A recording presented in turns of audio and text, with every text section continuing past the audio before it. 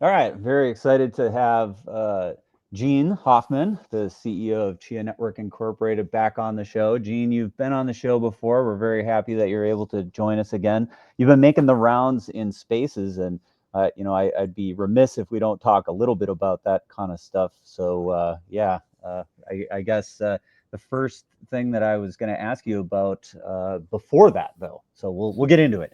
I'm Okay. a little curious about what's going on with the Light wallet because we've got the new Cloud wallet and Signer, and I think I heard you say something to the effect of that's where the bulk of the effort's going to be going here moving forward. Are you unofficially deprecating the Python code base with the move towards Well, Rust and all this? sort of. So let me kind of back up. When we were launching, the focus was making sure that we had, Node and farming working really, really well. And fundamentally, Wallet was one of those last minute things where like, oh yeah, crap, this needs to work. And so I don't think we ever put what I would call the, real rigorous design on how Wallet should work and what all it should be. Plus, during beta and then even during mainnet, we were still learning about, how drivers were going to work and what sort of primitives needed to happen. And so there's a bunch of things that just kind of needed to get out and hit the wall and see what stuck from a kind of spaghetti at the wall perspective. Now, we know we're moving to Rust and anything that's performance related that's not already in C++. And so All the consensus and the block stuff. exactly. So like, proof of time, proof of space, that's all C++. I mean, it's as fast as it can possibly go, maybe faster in certain cases where we're doing assembly, right? But that did not get the same sort of like attention for Wallet. And so where we're headed is that ultimately, I do think there won't be a full wallet in the GUI that's downloadable. Now, there will always be a wallet in RPC on the thing that's downloadable. So you can still, run scripts and do those kinds of things. But fundamentally, what we're doing is kind of going all to Chia Wallet SDK as the kind of core building block that then you build both Sage and Cloud Wallet off of. So, what we think long term, especially around replot, is that a new farmer when they download are going to look at the wallet tab, and the wallet tab's going to go, hey, you should use the Cloud Wallet. And if you don't want to because you have privacy concerns or can't work with us because you're in a country we can't serve, then download Sage. And so you got a really pretty powerful thing. It's like if if you're a user of convenience and you just want to get work done, you just want to secure your Chia, you just want to, move it to Circuit DAO, whatever, Cloud Wallet's going to be really, really, really good for you. Now, the trade-off is for convenience that, if law enforcement asks us what people are doing in Cloud Wallet, we have to respond. But so if you're a place or a person who doesn't want to have that risk, run your own full node. You're going to have Sage pointed at your full node as trusted.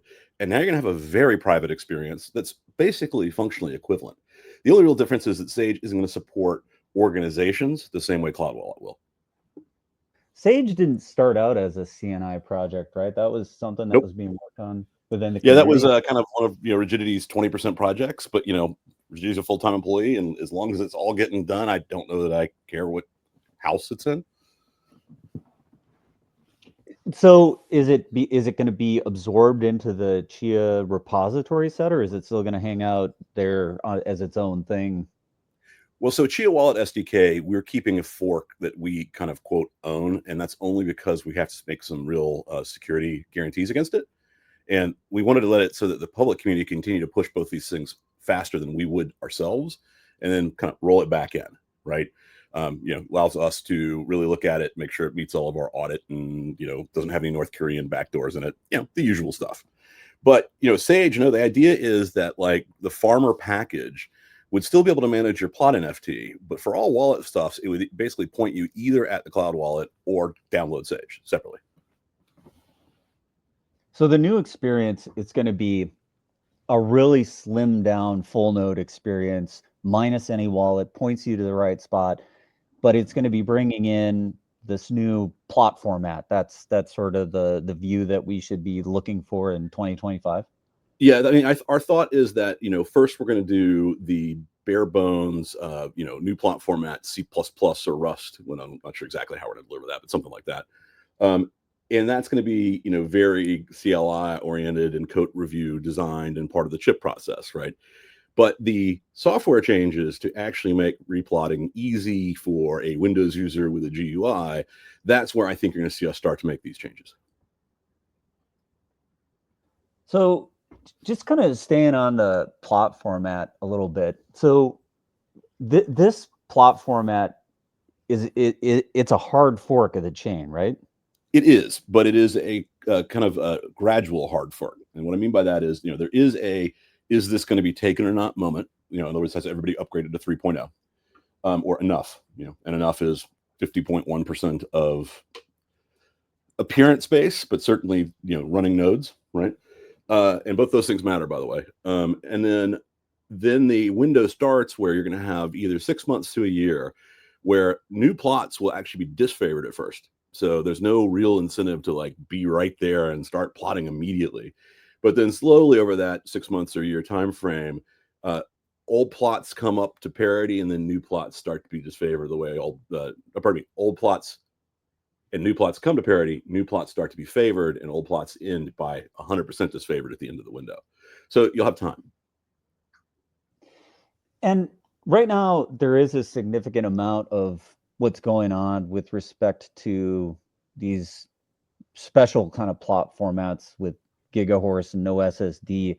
Do you anticipate that that's going to be the first part that's going to fall off, or what's your anticipation for how the current ecosystem is going to start changing, or do you have any sense of how you think it'll play out? The one thing that I've seen when I'm reading the tea leaves is that, when price was particularly down, we actually saw Nakamoto coefficient go up more than it otherwise did.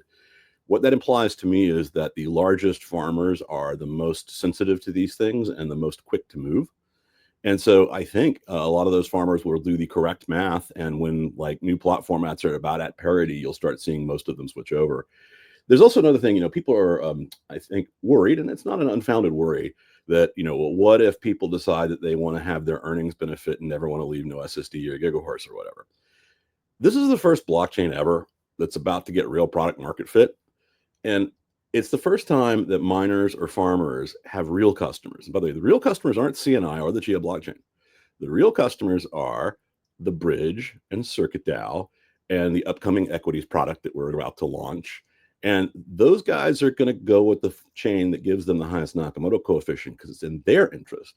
And so farmers have a pretty stark choice. It's, you can farm a branch that just has nobody that matters on it, or you can farm the branch that has Circle and other stable coins and real equities and demand. So I think that effect is going to be more serious here. We've never seen it before. There was a little of it on Ethereum when Ethereum was talking about the merge, in the sense that, USDC and USDT kind of got to call what Ethereum was. Well, that's true here too. Okay, so maybe it's a good time to talk a little bit about the equities product. So I know one thing that we've looked at in the community was the DTCC's Project Ion, and they kind of had like this whole cadre of partnerships with big prominent players. Are those guys lining up with you now, or are you lining up with a different set? Because it seemed like, I don't know, like if I had to describe it, like a lot of the bad guys that of what I know in the equities market were lining up around Project Ion. So did you woo them away, or are they still lined up on the other side, and that's going to be like the competitive product to what you guys are bringing to market?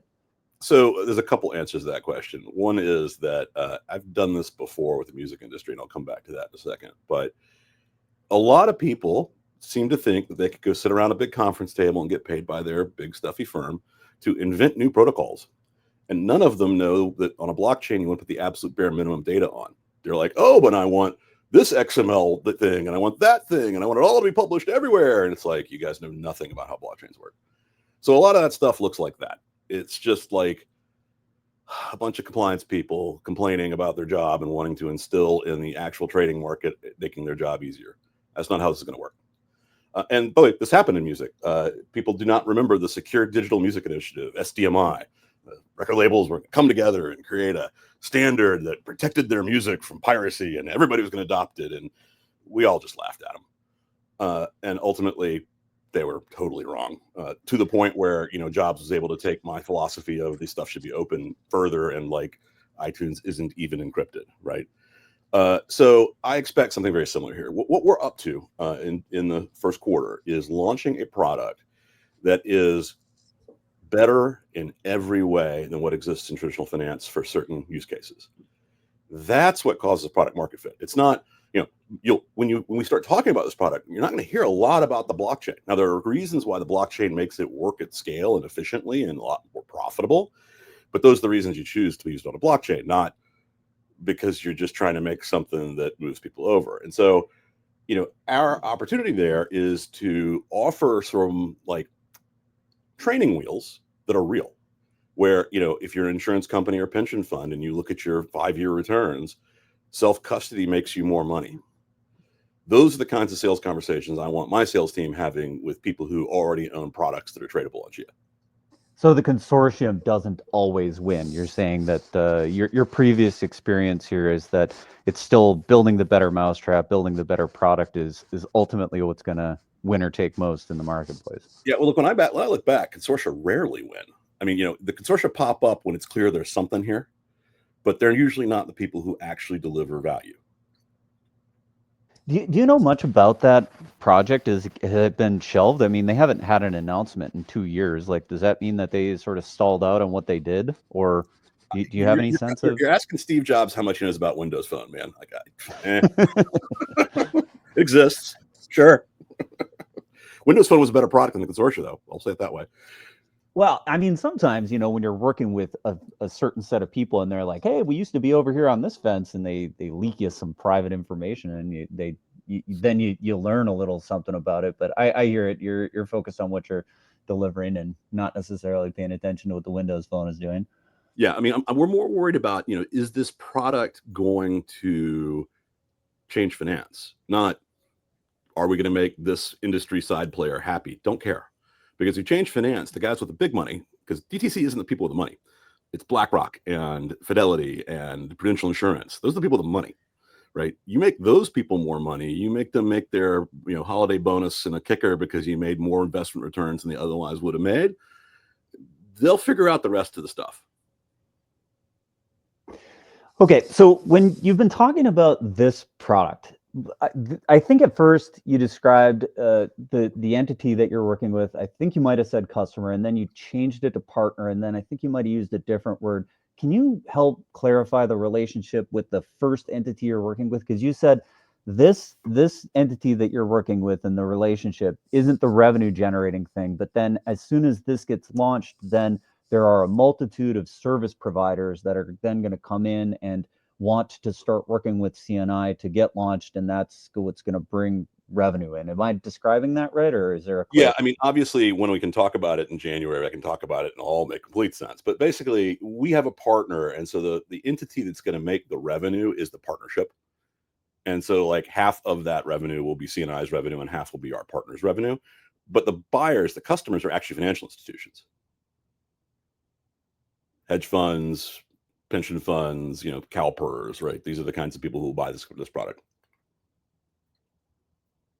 And as far as some of the discussions that you're having, and maybe even this discussion, so you're going out and talking about it a little bit, pre-warming up the market before the January announcement. Is this something that you guys have premeditated and said this is our actual marketing strategy? Is we want to go and give a early heads up to the Chia community, or are you just doing us a solid and sort of saying, hey, something's coming and it's going to be announced later, and here's your I can only tell you a little bit about, because this is the strategy that the partner and CNI has come up with, and this is what I'm allowed to say ahead of time?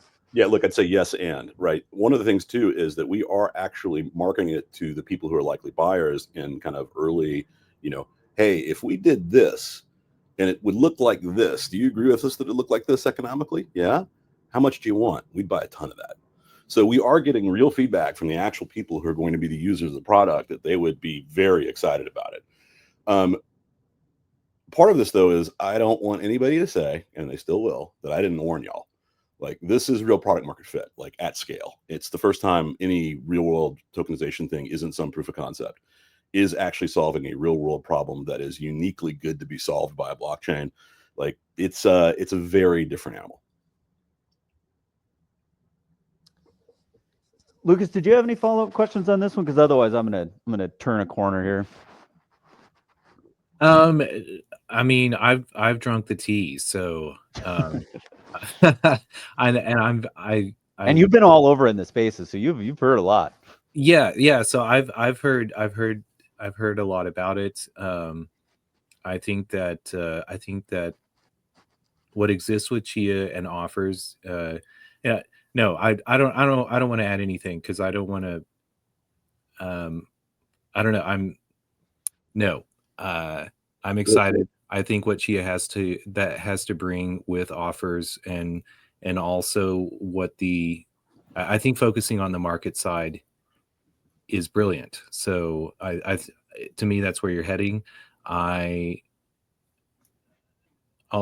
just I can't wait for January. So no, I don't have anything else to ask. Yeah, I just want to riff on what you're saying about offers in one market. I mean, the thing that blockchains do is they make markets. The things current blockchains haven't done well is make markets because partially signed Bitcoin transactions can do it, but Bitcoin script hobbles what you would do otherwise that we do every day on Chia. And Ethereum was designed for developer convenience and not to build a global open outcry market. And if you've ever seen trading spaces, that floor scene, that's what you should imagine when you think about one market, except instead of just pork bellies, it's like trading anything for anything with everyone doing open outcry around the globe that is awake. It's a very new concept and it's a very different reach. It's a very different style. I think it's going to be very compelling because all of a sudden you're taking these markets that we don't think of as being disparate. I mean, we do not really stop and think that the Hong Kong market and the London market and the New York market don't really all trade together. That's dumb in the internet age.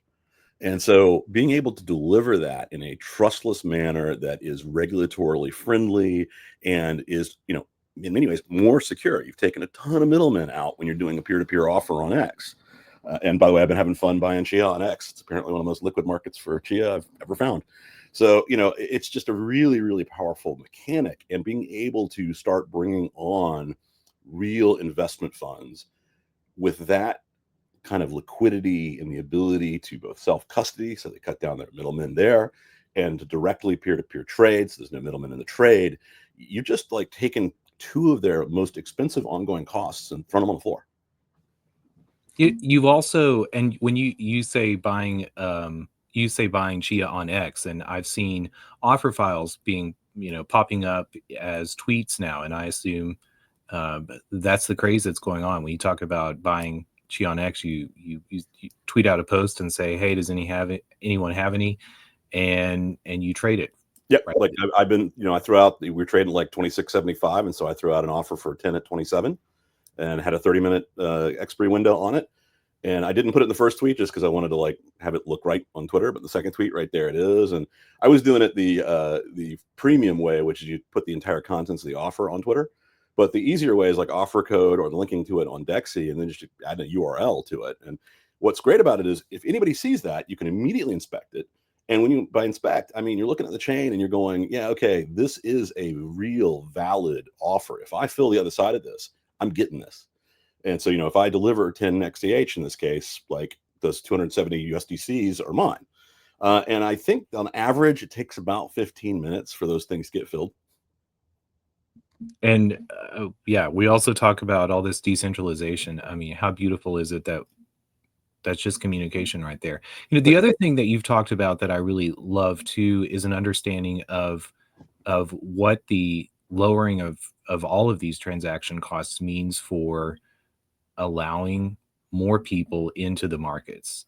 And that to me is also a very beautiful thing because everyone has had this vision of, oh, the internet, oh, electronic trading is going to bring that trading floor into the homes of America and around the world. And it didn't necessarily work out that way. Yep. So to me, that's also part of why I'm so excited about what you're going to announce in January. Yeah, there's a project, I'm going to forget its name. I'm sure somebody else in the audience may remember it, but there's been somebody who's been doing registered offerings under A+ to basically group buy artwork and then sell it on later and share the profits. And the first one was kind of rocky, and the second one did better, and the third one did much better. And they started digging into why. And it was that it was basically an investment opportunity for the rest of the world that the rest of the world just couldn't see. And so all of a sudden, it turns out their market fit was actually rest of the world.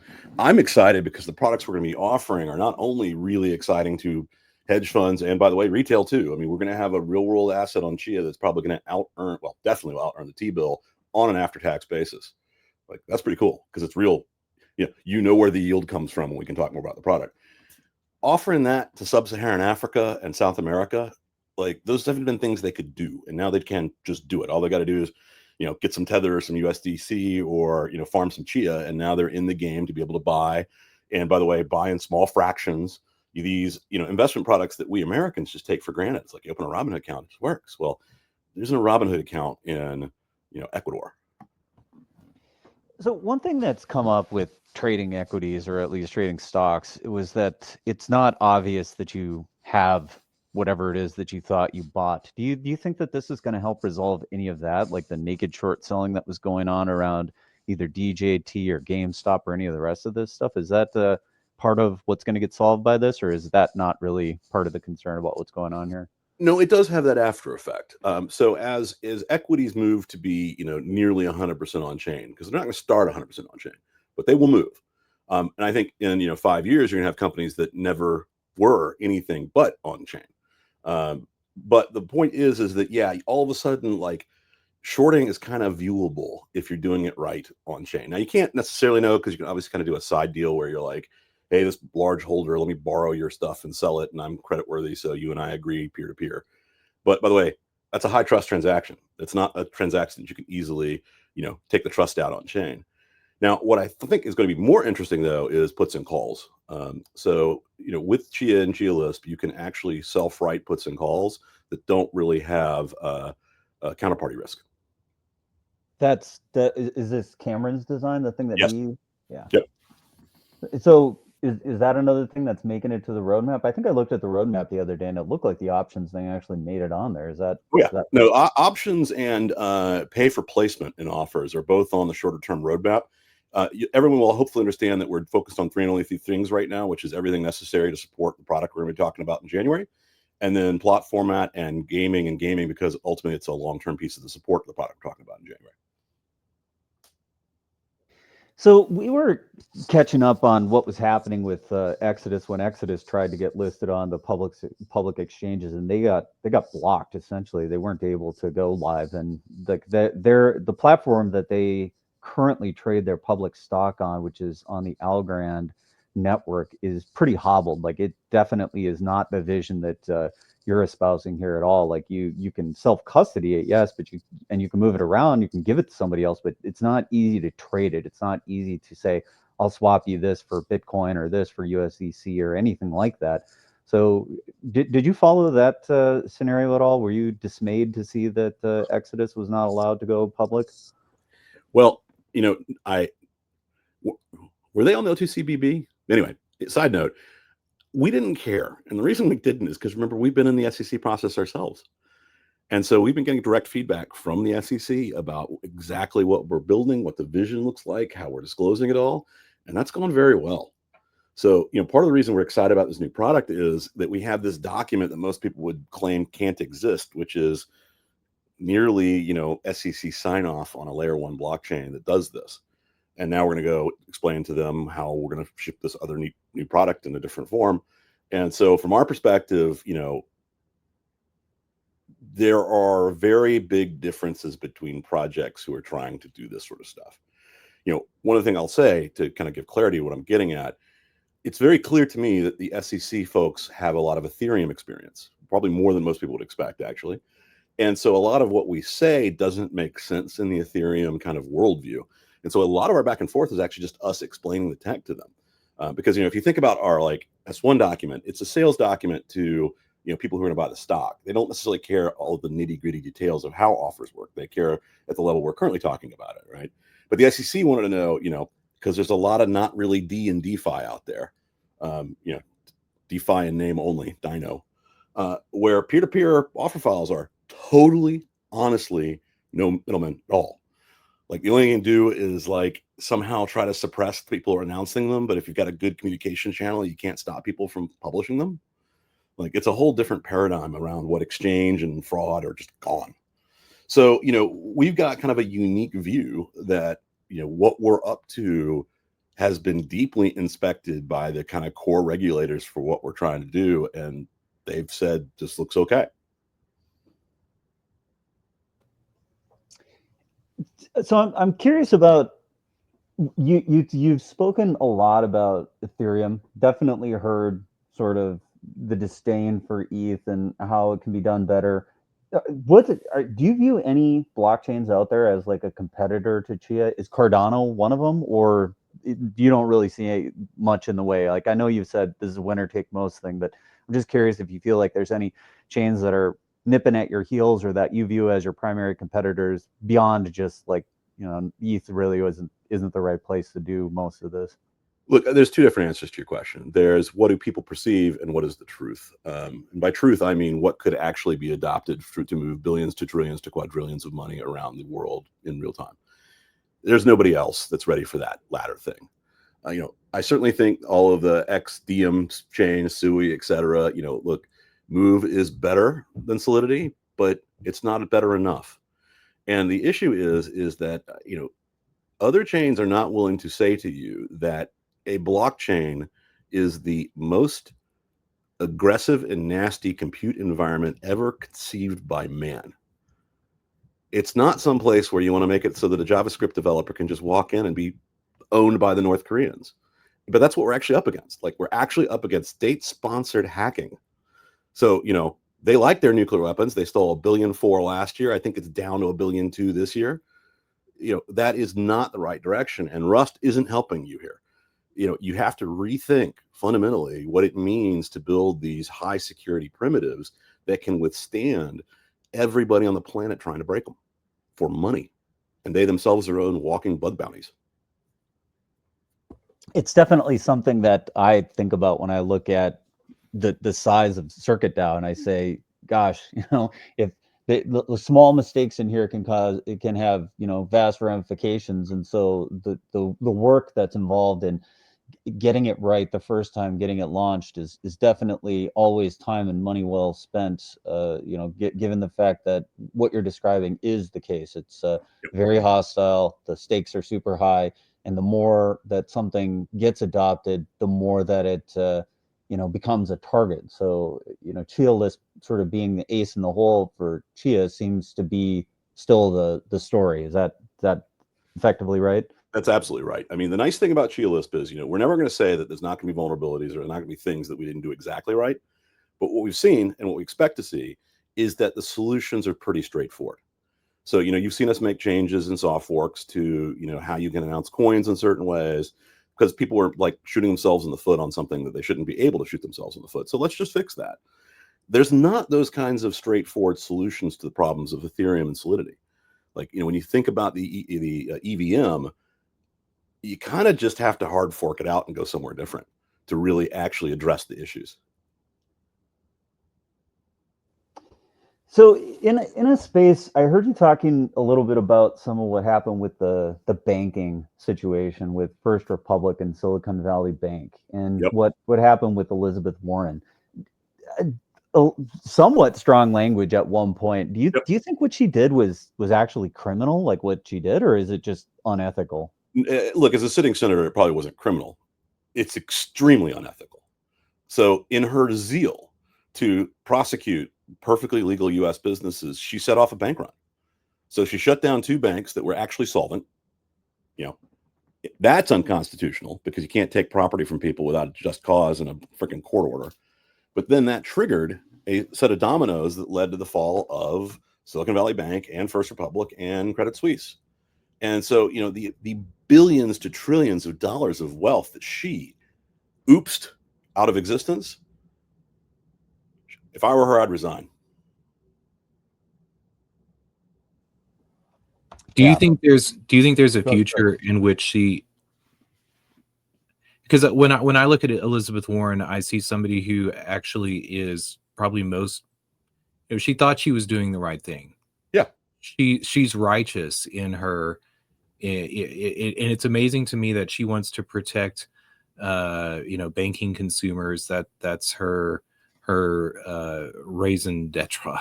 right. She wants to have only 4 banks in the U.S. Like, this is not cool. Right. Do you think whenever she understands, I don't know, the vision of Chia and sees what things like Chia Lisp and offers bring to the everyman. Do you think that there's going to be broad adoption whenever politicians begin to understand this? Well, even Paul Krugman uses the internet. As you start to have real product market fit at scale for reasons that make economic sense, it's certainly going to be much harder to demonize the entire industry. But to her credit, remember, she sets this thing off when Sam Bankman-Fried is at his worst. Like, I think he was at trial, right? And man, he did not try well because, well, he's a crook. But, sooner or later, the banks she wants to protect are going to be big public blockchain users. And sooner or later, senators respond to the fact that the people who donate and vote for her use the things she's trying to demonize. So yeah, long term, I think this goes away. But this is also why, we've got a lot of pressure to be like, you guys should be out marketing to other blockchains and bringing crypto degens into the Chia community. And I mean, yeah, we like having new people in the community, but the thing that's going to change all this is mass market adoption.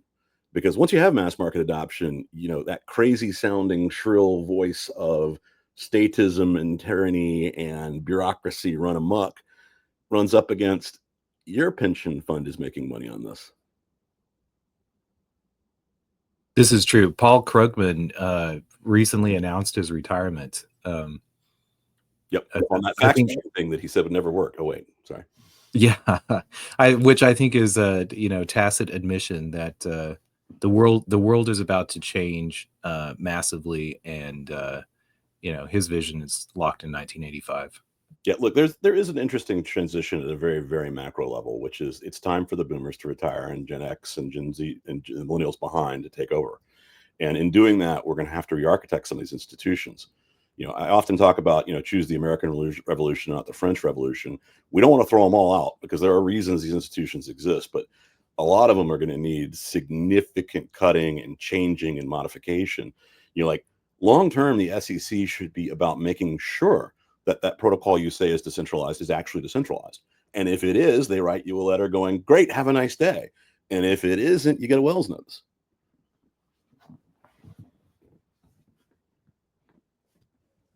Speaking of the Wells notices, and other people retiring, Gary Gensler is retiring. Do you have any?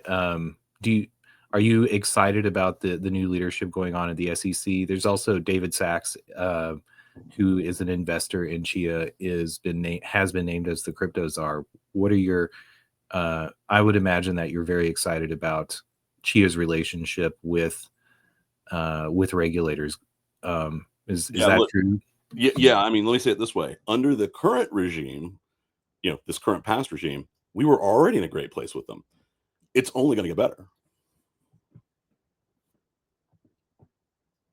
So, maybe taking that direction for a second, because I think David Sachs is crypto and AI, and Chia definitely has a crypto and AI thing going on here.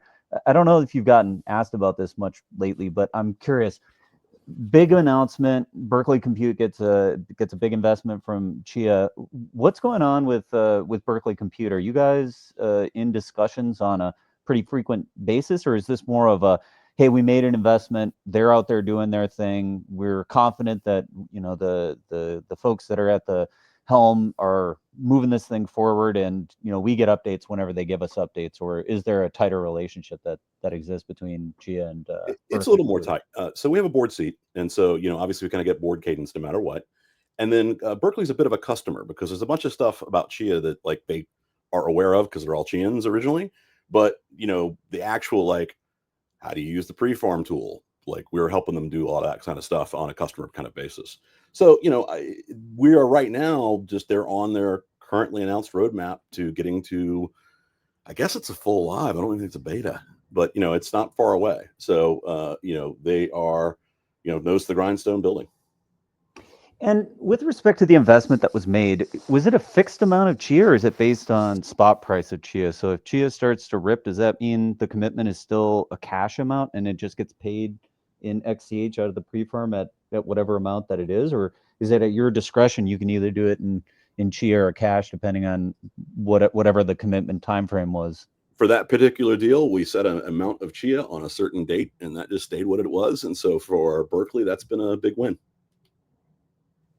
But they didn't get it all yet, right? There's still Right. more to come. So Yeah, I guess I'm just like, is it still just at the fixed price that whatever you decided at that point in time? They're going to get the same price that we all decided back then. Okay.